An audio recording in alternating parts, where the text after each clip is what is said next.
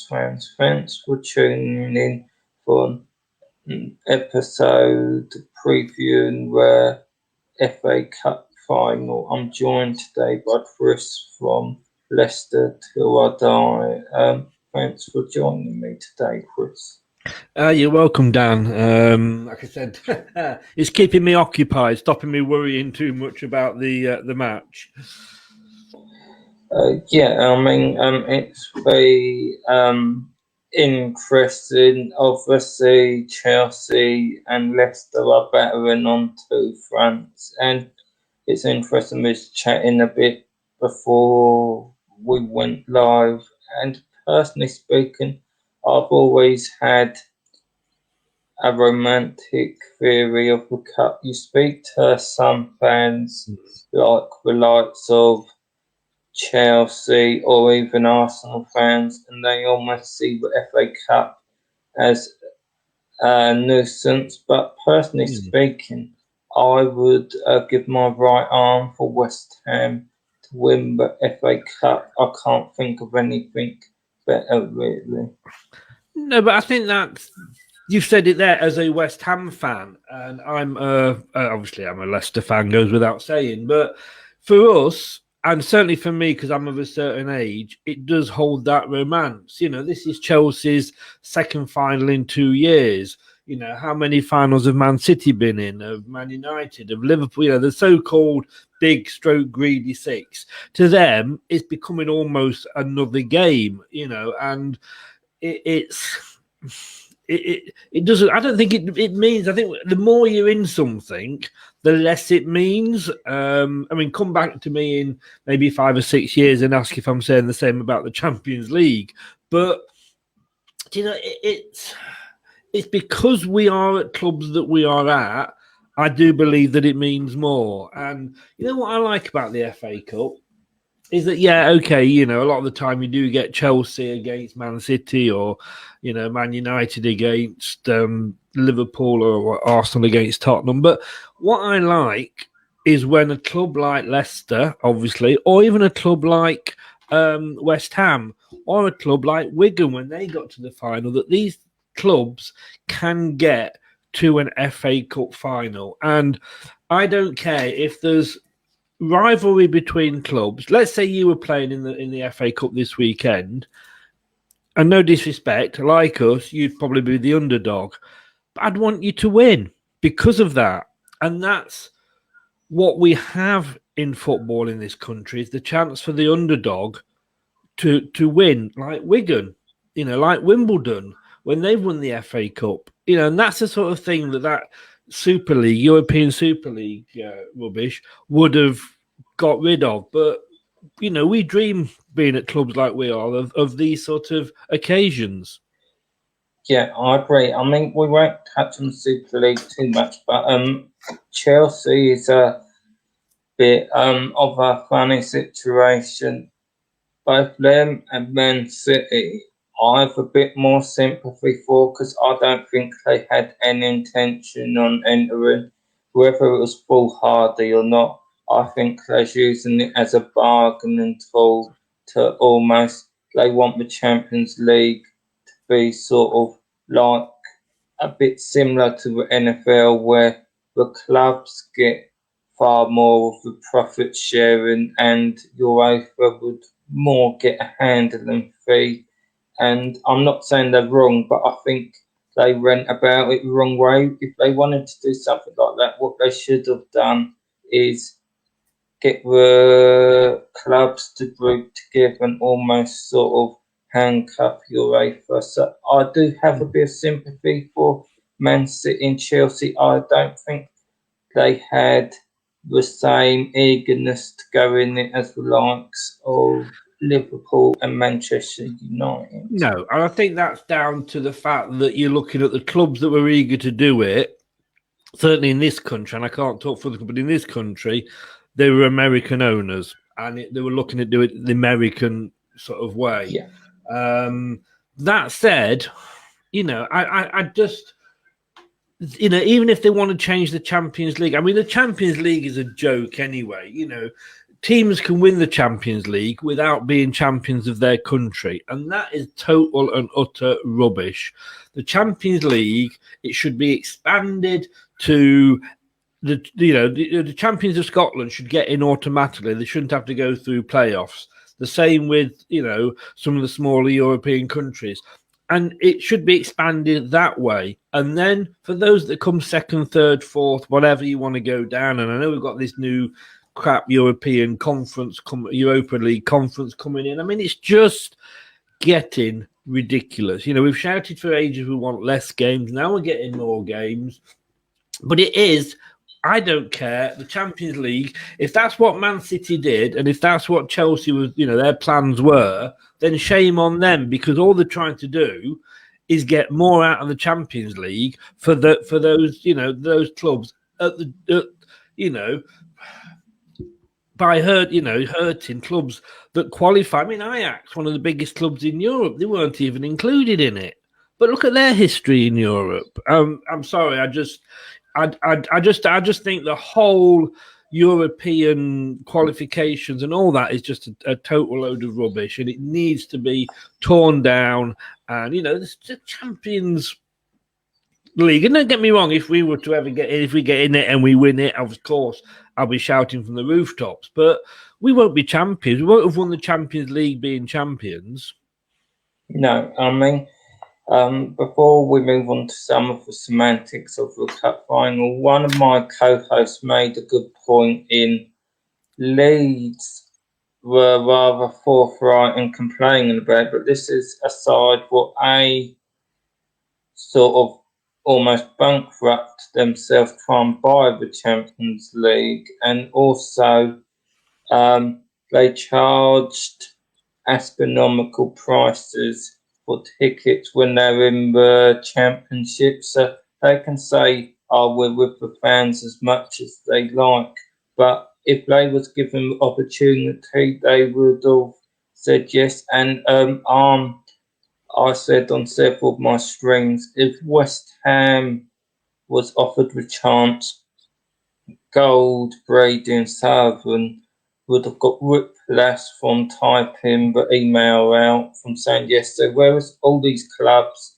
who weren't invited, I think probably of the 14, at least 11 of them would have said yes. So it just needs looking into how football's controlled. I think there needs to be more of a filter down with the money to some of these lower league clubs, because if you look at some of the Premiership stars, without league football, you wouldn't have James Maddison, you wouldn't have Vardy and so forth. And one of my co-hosts, an ex-professional footballer, Rodney Jack, who played for Crewe and a few other players, he said, "Yeah, trust me, players would have signed up for this. Henderson and so forth can say what they want, but at the end of the day, the law of the money would be too much." And he said he doesn't buy these managers saying, "Oh, I knew nothing about it until it came out." They try and play politics, because he said, having been in a dressing room, if the first they knew about was when it came out, the likes of Klopp would have just walked. You can't have any authority in that dressing room if you don't know what's going on in your club. So he said, trust me, it will come again. And these players and managers can say they're against it, but it all comes down to money, sadly.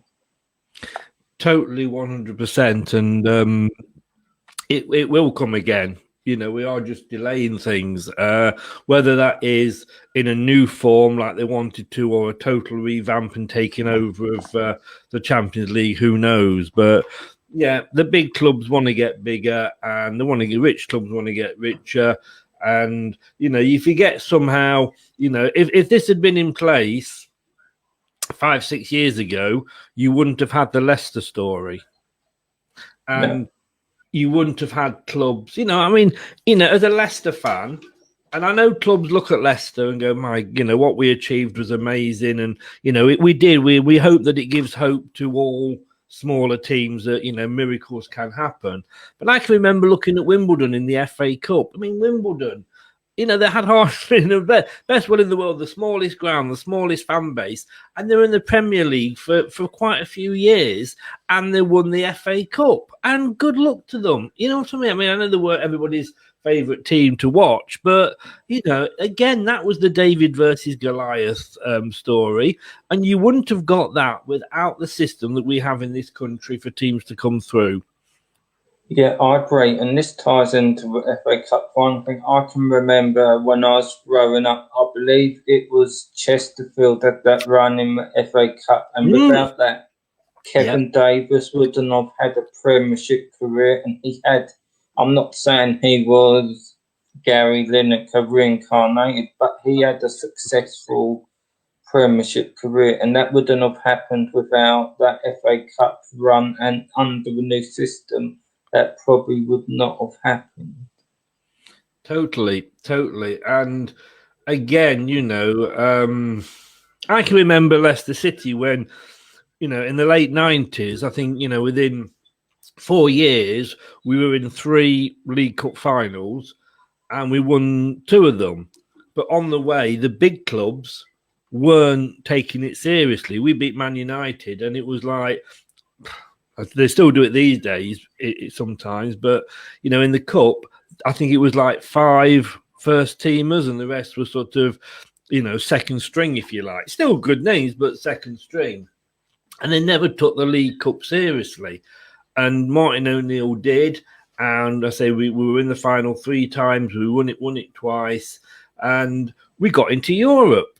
And then the big clubs realised that, hang on a second, should the unthinkable happen and we're not finishing the top 4, this is a way into Europe. And that's when they suddenly started taking it seriously. But what I don't want is English football to end up like Scottish football, where you have a set number of teams that are always going to win it, and it's just going to change within those, those 6 or whatever teams. And I don't say that, Leicester are going to get into the top 6 or Kilmarnock are going to get in the top 2 in Scotland. What you're going to do is expand the top team. So it becomes a top 3 in Scotland. It becomes a top 7, a top 8, whether, West Ham and Leicester and Everton. The media these days will always, wherever Arsenal and Tottenham finish, they'll always be classed as a top 6 club. What we've got to do, clubs like our own, is make it a top 7, as I say, a top 8, a top, however many. Yeah, I agree. And I think these clubs do resent the likes of Leicester and West Ham being up there. I remember about a month back in an interview with Klopp, and he almost resented that West Ham could have gone the Champions League instead of Liverpool. But I'm afraid to say, well, perhaps he either should have done a better job managing or his players should have done a better job. And I know that sounds harsh, but at the end of the day, the resources they have is far faster than West Ham and even Leicester. So the point of competition is to win or lose.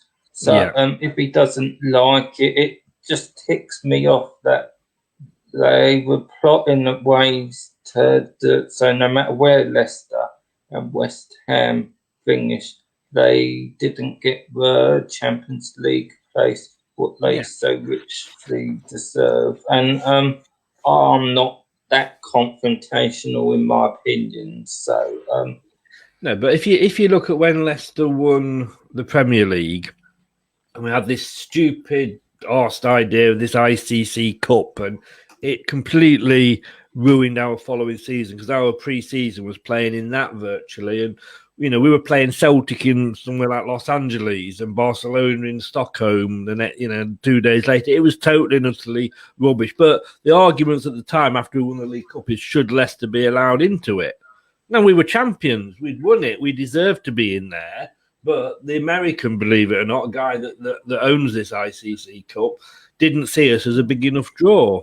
And what these big clubs don't understand is that fans, I mean, yeah, you've got reasonably rich owners. We've got reasonably rich owners. Rochdale, Stockport, and Torquay. They'd love to have owners like we've got, just as we would love to have owners like Man City got money wise. It's all a tiered system.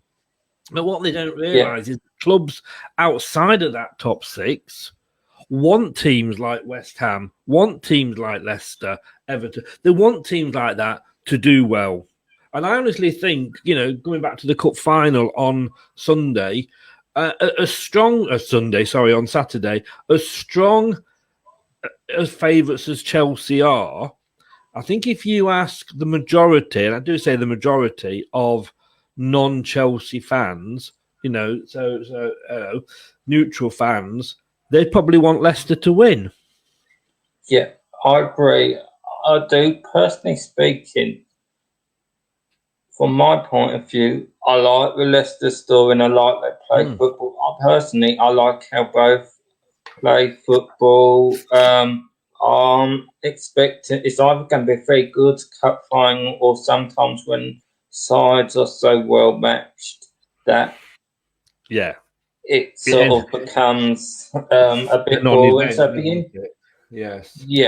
so it'll be interesting. Personally speaking, I think it'll be a good test of both managers. I've got to say, we spoke last time what good job Rodgers has done, but I've also been impressed with Thomas Tuchel.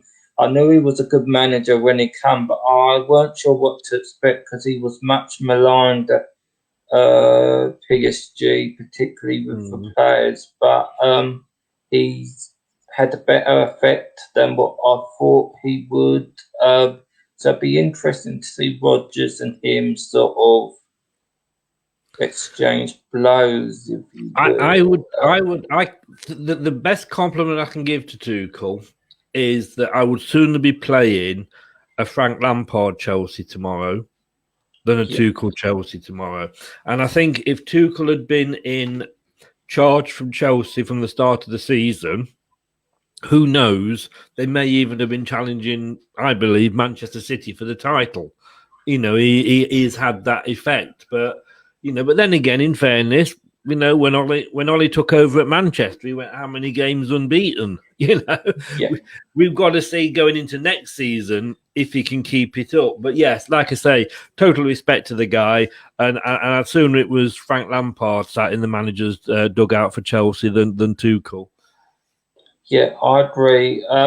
Biggest compliment I can pay to Tuchel is everyone said how leaky this defence was, and they've got no centre back. Well, they're the same players, and whereas they still have an odd moment, you can tell he's sort of. I don't think many of these defenders are the long-term option, but he's making them better than what they were. And I said last year, even when everyone's singing Lampard's praises, I saw problems because I think personally he put the side out there and he almost gave them no tactical instructions at all. He just wasn't ready for the job. And I think he just put the side out there and almost didn't tell them what to do. And it does seem like I do wonder if that was a lot of the defensive problems. He just wasn't ready to handle such top level players, and that's not his fault because he had had one season in the Championship, and to be honest, they didn't even come up then. Whereas he made a good first step, I think he should have stayed for another one, maybe even 2 years. Certainly, he shouldn't have left the job. He was learning his trade in the Championship, and it's like you, me, or anybody else getting promotion at work. You think, am I ready for this? But then you've got to think, when is this opportunity going to come along again? And of course, Chelsea is his club. He was there many years. I know West Ham were as well, but you've got to say how often is that sort of a job going to come along? It was a big job for him. I mean, he's obviously just been given the Crystal Palace job, and I do think that's a better fit for him, because expectations, no disrespect to Palace, but expectations are lower at Palace than they are at Chelsea. But what I think who was clever in all of this was Abramovich, because he offered Frank Lampard the job. He knew the fans would get on board with it because of who Frank Lampard was and the fact that they love him. But of course, at that particular point, Chelsea also had a transfer embargo on. So on that first season, Lampard had no money to spend. But what he did, which no Chelsea manager has done since probably Ranieri and pre-Ranieri, is they brought the youth players through. Tommy Abrahams and Reece James, all these players that nobody had ever heard of, that normally for Chelsea would be out on loan. Frank Lampard was having to use. And Frank Lampard did a fantastic job in that first season. He got them to third in the Premier League when they couldn't go out and buy any big stars. And that's no mean feat. And he managed to do that. The problem was, I think that's his level. I think when you start giving Frank Lampard at this stage in his career these huge, big players, and their egos and everything to deal with, I think, and their tactics and their expectations, I think that was when it was always going to fail, like you said. But I think he'll do a good job at Palace because I do think that is more his level. But I think Abramovich knew what he was doing, and he could use that as an excuse when he got rid of Frank. But Frank was good for him that season because he couldn't bring any big names in. Yeah, I agree, and also it's put them in a position to succeed because it's sort of filled with squad out. The depth in that squad is very good because of these young players. So they can go sort of big star hunting, pay these prices because they don't need as many players, and even the ones who ain't the long-term future in, I probably think Tammy Abraham's going to go. They're talking about him going for 40 million. I mean, for someone what's played as many or as little games as him, that's a pretty good return on your investment. And you've also got Tomori that he's set to go for 30.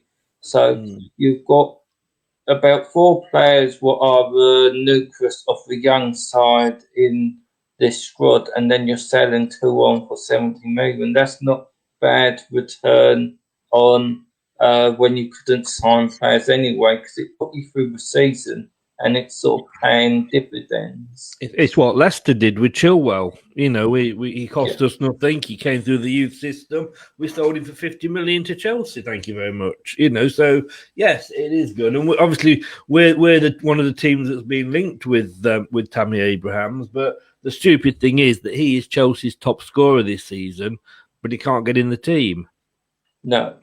I agree. I mean, West Ham was linked to him, and a few weeks ago I said he would be the ideal person for West Ham. But you can get me on board with 25 to 30 million, but if it's going to be 40 to 45, as crazy as that sounds, you could say it's only 10 million more. I think you still This is how crazy it is that we're actually saying only 10 million. But do you know what I mean? It's makes I know what you mean. Yes, yeah.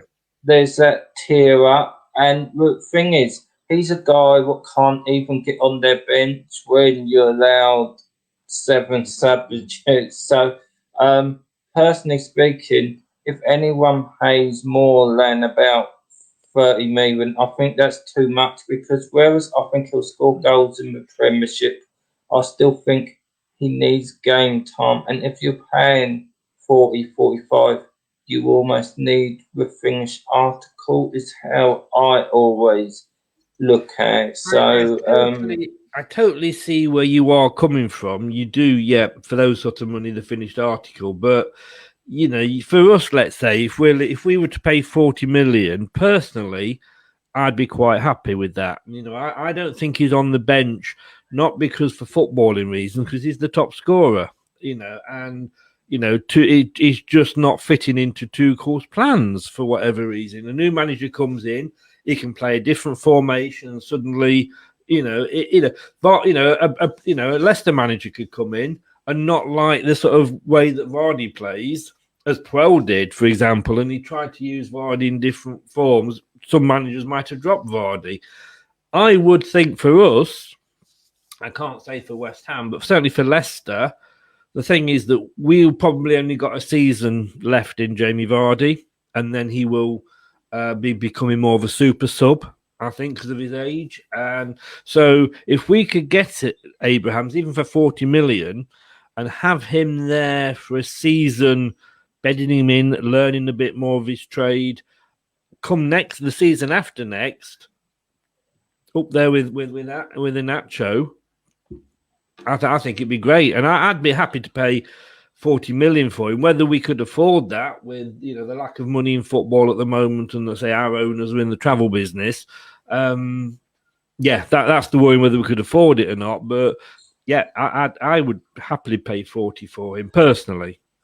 Yeah, I mean, it's interesting because the way I look at Leicester are in a different position to West Ham in they've got less holes. I look at Leicester and I think they've got 3 holes. They need a bit of depth at striker, as we talked about. I think they could do with a bit of depth in defensive midfield and also another centre back. And then their side looks pretty good. Obviously, it still looks pretty good, but do you know what I mean? If you looked at ways to improve, they are the positions.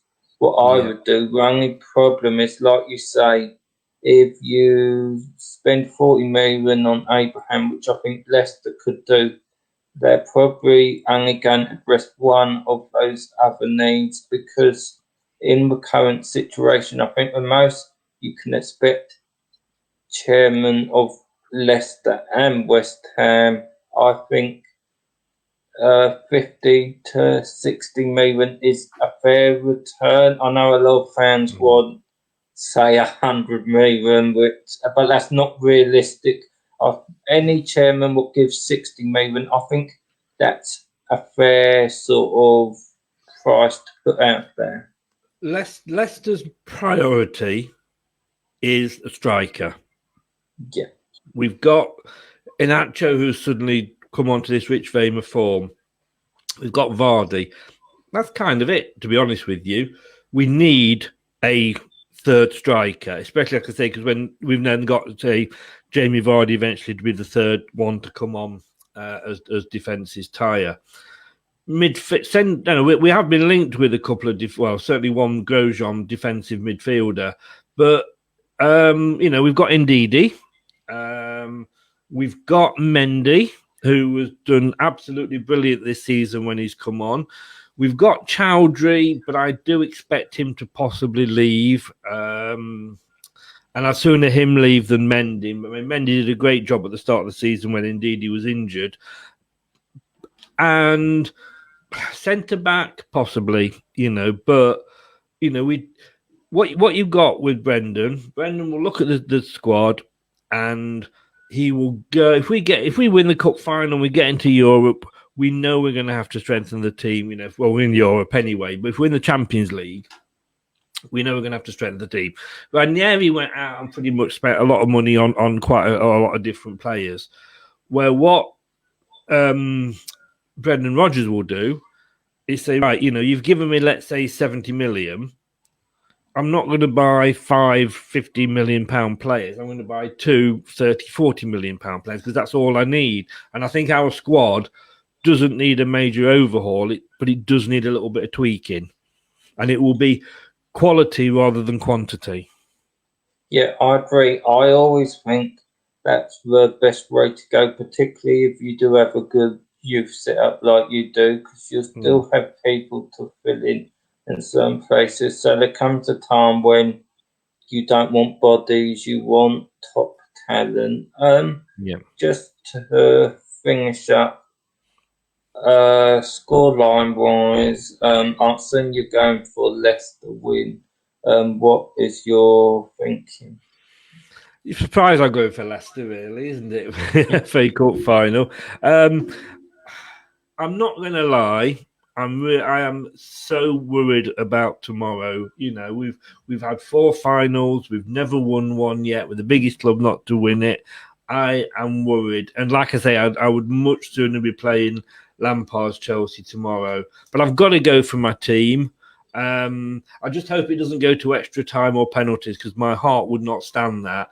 So I am going to go. I've gone, if you like, officially. I've put this out there. I've gone for 2-1 to Leicester. Yeah. I think it's interesting. I do wonder if Tuchel might hold something back because there's the league match against you.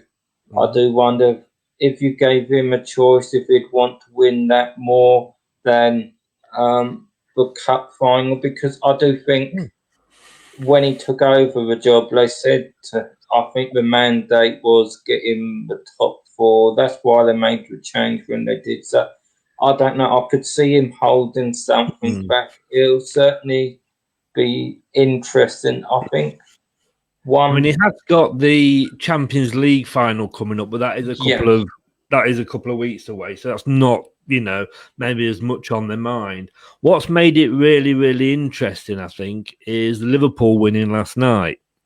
And they are very. I mean, if I look here,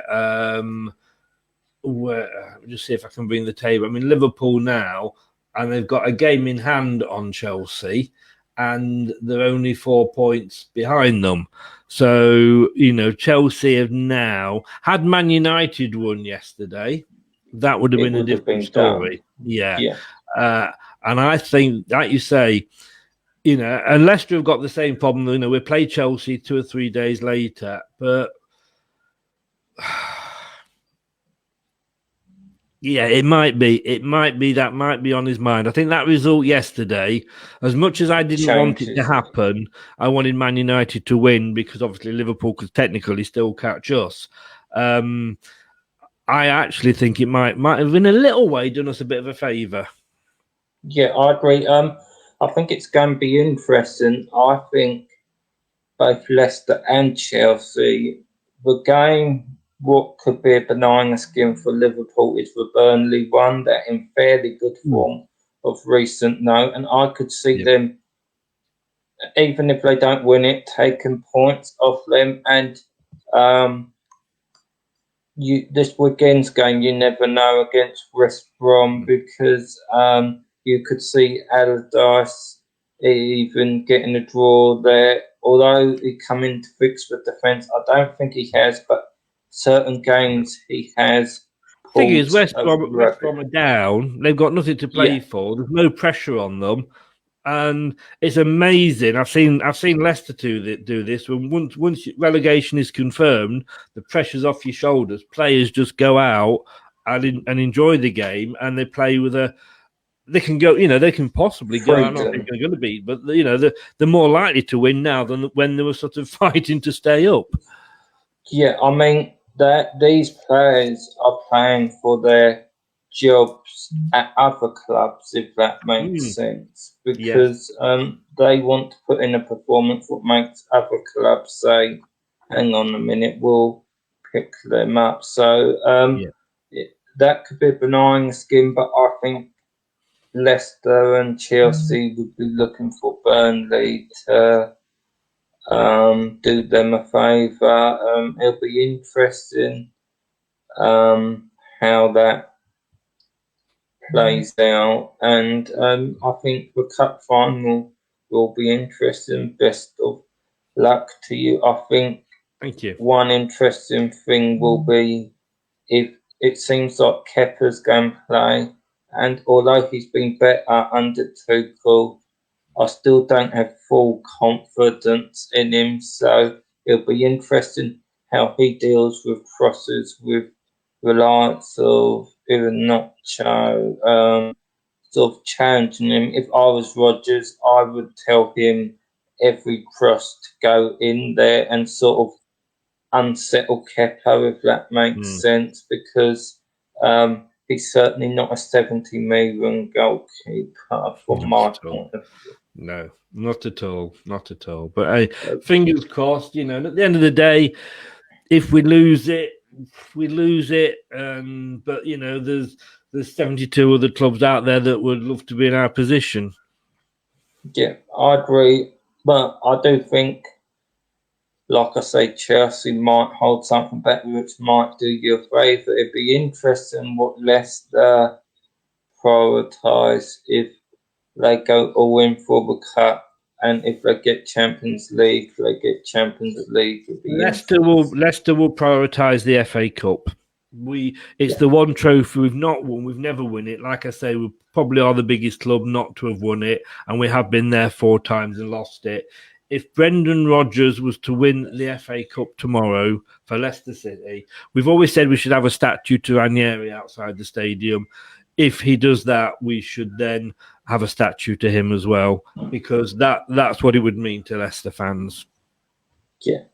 And I think that's the perfect place to end the episode, other than to thank you for coming in. And have you got anything going on with your channel, what you want to give a plug before you go? Yeah. Well, first of all, thanks for having me on, Dan, and all the best. And we'll see you next season. I've got on the Leicester, well, you can see there on Twitter at Leicester TID, on the YouTube channel, which is Leicester Till I Die TV.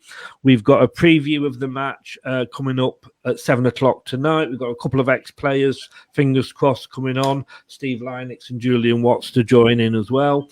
And then tomorrow from 3:00, we are doing the pre-match build-up, having a bit of fun and a bit of a laugh, and hopefully trying to stop being nervous leading up to the team announcements. And then hopefully I won't be back on until Sunday, because I will hopefully be too drunk from celebrating a Leicester Cup final win on Saturday night. But thanks for having me on, Dan. Thanks very much for having me on. No, it's my pleasure. And thanks to everyone for tuning in to Let's Talk Sports. And if you're watching through Northeast Streaming Sports, remember to share the video and like our Facebook page. And all what remains is for me to say, until next time, let's talk sport, fans.